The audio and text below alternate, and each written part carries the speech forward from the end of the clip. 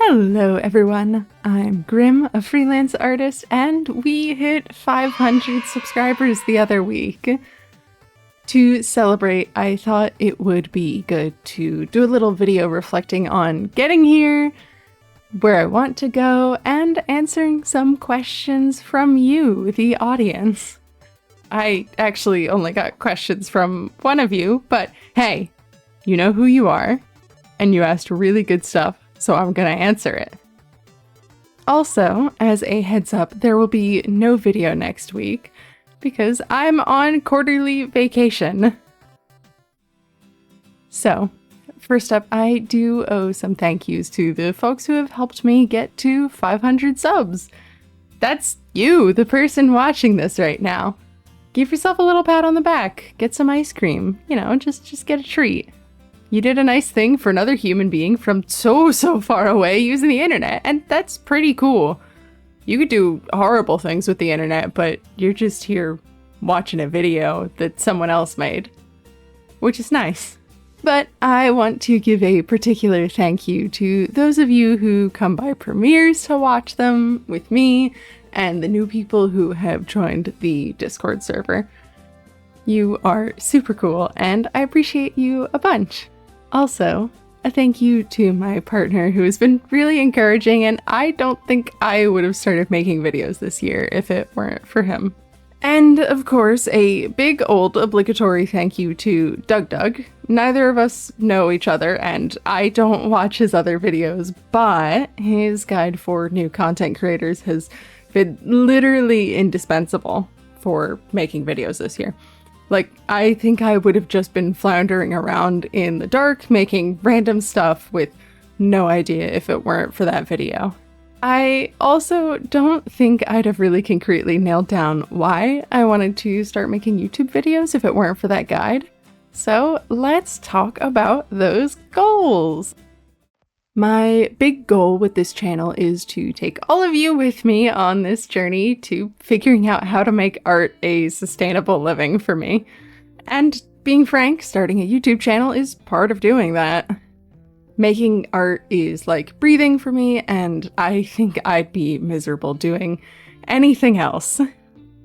So, until we manage to utterly obliterate capitalism, I'm going to keep trying to make sure I'm doing something I love that makes people's lives better, even if it's just that I made a cool drawing that they looked at and they said, whoa, just for a second, you know?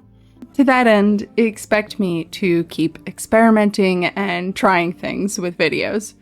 I'd like to make a video almost every week this year, and at the end of the year, I'm going to figure out if I really do like this and can keep going. If I can't, then at least I did something with my all, and I find something else to make things work. If it is going well, and it stays fun, then expect me to stick around making videos for another year. In the long term, I'd like to try making more creative videos, not just informative or sort of fandom-based ones. I have original stories I'd really like to tell, and I already am. Go check out my webcomic. But I know that, unfortunately, the YouTube algorithm and social media in general tends to just bury stuff like that unless you get lucky. I'm not 100% set on what kind of creative videos I want to make. I know I like animating, but I don't necessarily want to make a show, and I love video essays, but I don't think I have the skill or patience to make those myself yet. So we'll see where I go as I get more comfortable making videos. Now, let's get into the Q&A questions. I got 3 from Crystal Ruby Moon, so shout out to you for asking. Now, let's get right into those questions from Crystal. What's the philosophy behind my mascot/Sona's design? How did I come to the final look, and why did I want to change it? Honestly, my Sona/mascot has changed because I've changed as a person. I feel like I've outgrown each design, and it just felt right to make a new one. My oldest one is based off my actual appearance, which I honestly don't like anymore because it's just too feminine. I made that design before I figured out I was non-binary. So it's not necessarily dysphoric, but it's an old me that's no longer accurate. And then my other various iterations doing VTubing came from trying to make a good VTuber design instead of just a good representative of myself. I was trying to do something with a creative demon as the lore, but I never really got that into the lore of it.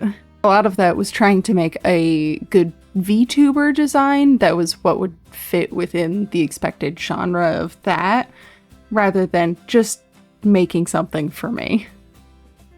As for the iteration of that Sona with the red hair accents instead of green, that's literally just a Bloodborne version of that VTubing mascot, and I used it all the time because I liked it.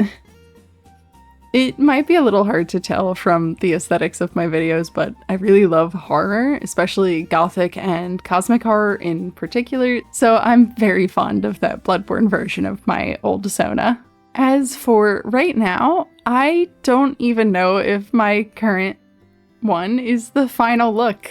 I might update it again later.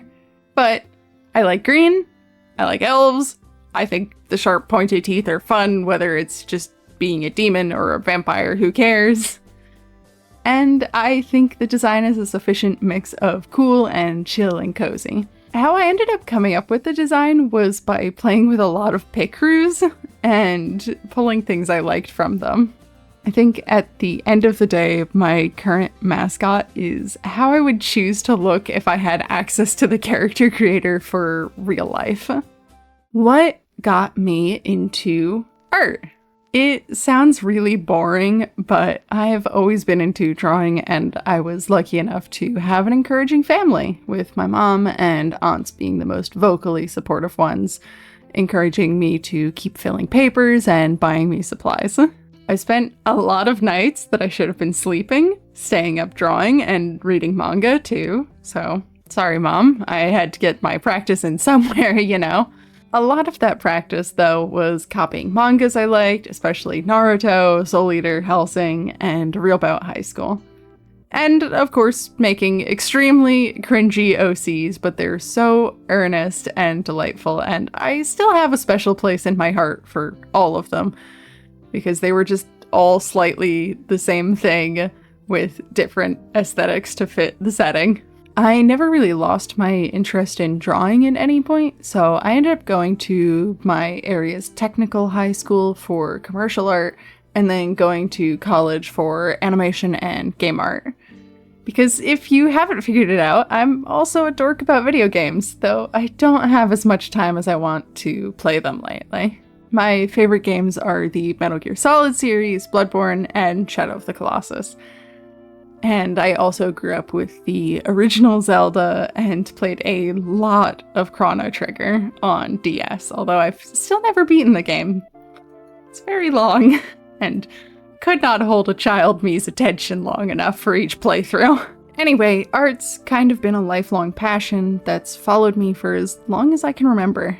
I don't know how the hell I haven't burned out entirely from it or walked away for absurdly long periods of time yet, but I'm glad I haven't. And our last question. What drives me forward despite the world and society being seemingly anti-art, such as looking down on art as not a viable career, generative AI replacements, NFTs, etc.? I think it varies from time to time for me. Sometimes it's pissed off spite, because someone told me I couldn't, so now I have to go prove them wrong. Sometimes it's the reasonable logic that everyone has enjoyed a piece of art at some point, and that will not change anytime soon. But at the core of all of that, the one that I always keep coming back to the most reliably, I think it's this weird, stubborn, radical hopefulness. Humans have always told stories. They've always connected to each other across time and language and place through stories and art. People look down on art because being a good artist is hard. both ethically and technically. It takes years and years of practice to memorize things like the planes of the face, to be able to take something imagined in your mind and translate it to paper. And to do that without giving up learning and without giving up making what you like and just going and making what's popular and well understood, or using generative AI, or falling into schemes like NFTs when everyone is so utterly crushed by other problems, is also insanely hard. Being a good artist is hard. But making art, like I said, is a fundamentally human thing, and it's what changes people's hearts. It's what lets others imagine a better future, feel the catharsis of change, to see themselves reflected in others. And that is the sort of thing that people need to stand a chance against those other crushing problems of the world, other monsters. To that end, I will leave you with a line that one of my favorite series, Hellsing, likes to really hammer home. It's always humans who defeat monsters. That's the way it works. I make art because that is my way of dealing with the monsters I see in the world. And I hope it helps someone else deal with their own along the way.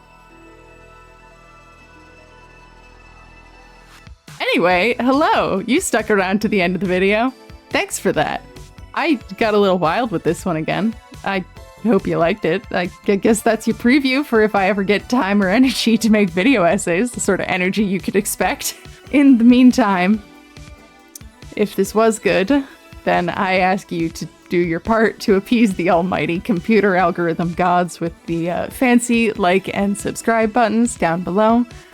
I don't usually plug my Patreon at the end of these videos, but since I mentioned that I'm trying to make art a sustainable job, I will direct you there today.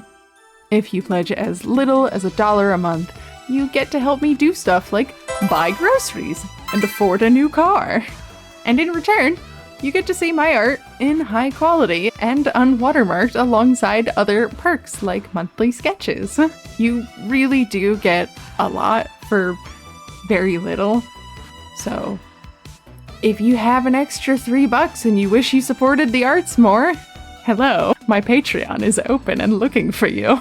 Either way, thank you so much for watching, and I will see you all in the next video. Bye-bye!